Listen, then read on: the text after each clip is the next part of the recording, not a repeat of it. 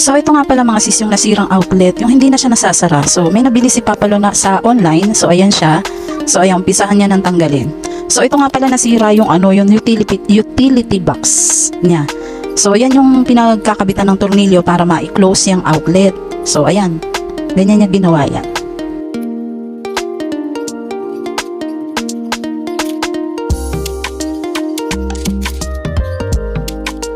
So ayan yung nasira, yung kulay orange na yan, sabi ni Papalo is utility box daw ang tawag dyan. So ayan, tinanggal niya kasi dyan nakakabit yung tornilyo para maisara mo yung outlet. So ito yung gagamitin niya. Ayan, yan ang gagamitin niya. Dyan bali niya ito tornilyo yan para maisara yung outlet. So go Papalo. So, isinukat niya yan, and ayan, hindi siya kasya, so kailangan bawasan yung tornilyo. So, putol niya yung tornilyo, babawasan lang para medyo lumit siya.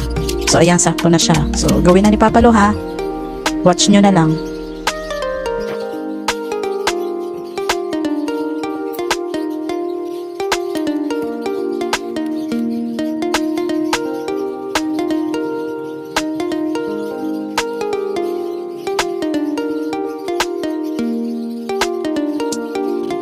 So, ayan po, ganyan ang magiging outcome niya.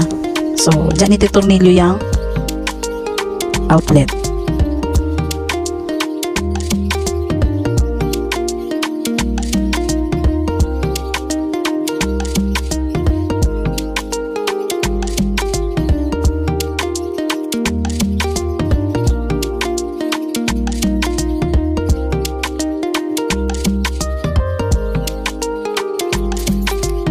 Voila! And it's done!